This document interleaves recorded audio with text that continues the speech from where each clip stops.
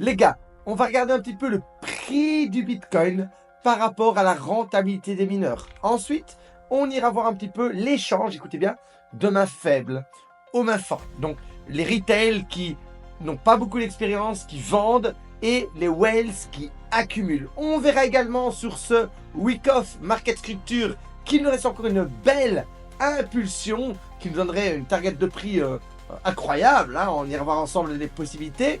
On en a parlé dans les météos précédentes. On a créé un haut plus haut. On devrait faire un bas. Alors attention, ce bas peut être maintenant. Et en tout cas, maintenant, on arrive sur des zones où chaque repli est une occasion d'acheter.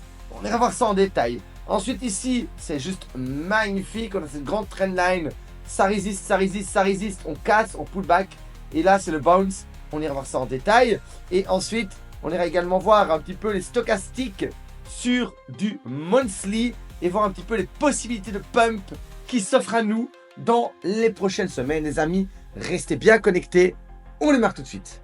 Bonjour à tous et bienvenue dans la Météo Crypto. Je m'appelle Noctis et chaque jour je vous amène des nouveautés et des stratégies pour vous aider à vous faire de l'argent sur ce marché. Si vous êtes nouveau sur cette chaîne, alors n'hésitez pas à vous abonner et à activer la cloche de notification dès maintenant. Alors les amis, on se retrouve sur un travail de Brian Richmaker. Si vous ne connaissez pas cet homme, je vous épingle sa chaîne YouTube juste en haut. Donc voilà, je partage les travaux que je trouve importants et je les décortique pour vous.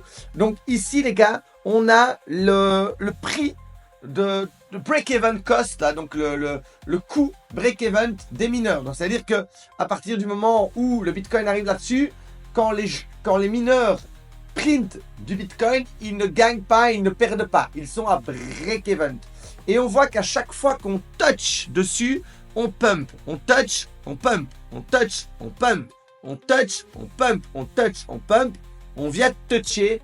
Croyez-moi les gars, même en bear market, les mineurs doivent rester rentables. Ils font partie du cœur de l'écosystème.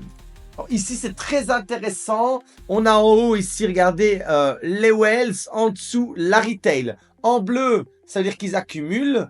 Et en rouge, ça veut dire qu'on vend. Donc bleu, ici, regardez, on accumule. Rouge, on vend. Et regardez un petit peu ici, quand on est sur les bottoms, ici, les whales, elles accumulent. La retail est en train de vendre massivement.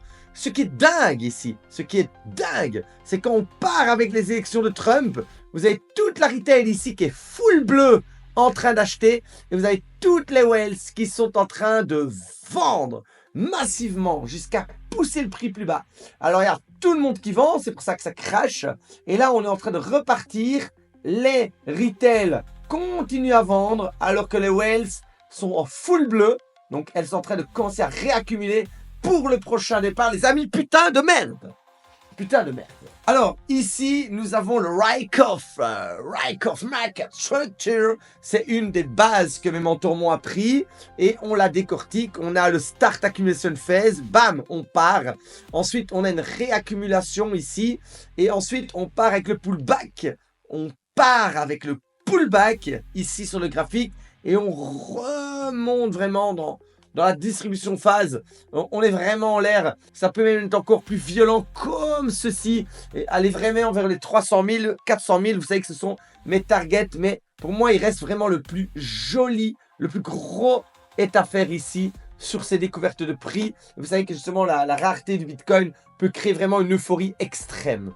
Alors, les gars, on en avait parlé. Ici, on est sur une zone de résistance et on marque un plus haut ici. Ensuite, on fait un fake out. On fait croire à tout le monde que c'est le crash. J'ai entendu, pour vous dire la vérité, j'ai même mon agent immobilier que je connais ni d'Ève ni d'Adam qui me loue des appartements à Bangkok, qui est venu me dire, je savais même pas qu'il faisait de la crypto, bro, we start a recession, we start to the bear market, bro.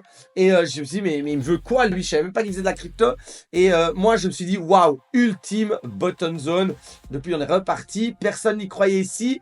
Dans mon groupe de Signal, on a pris des trades ici. On a pris cette impulsion en levier. Donc les amis, si vous voulez rejoindre le groupe de training, n'hésitez pas à regarder la description.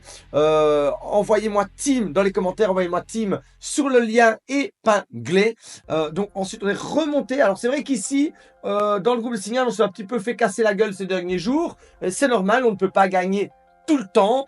Hein, et au final, il n'y a pas que du mal, hein, parce que au détriment de se faire un petit peu casser la gueule, on a quand même marqué un haut plus haut.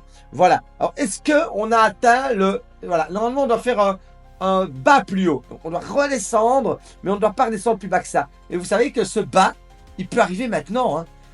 On arrive, on corrige et pam, ou on corrige plus bas et on monte.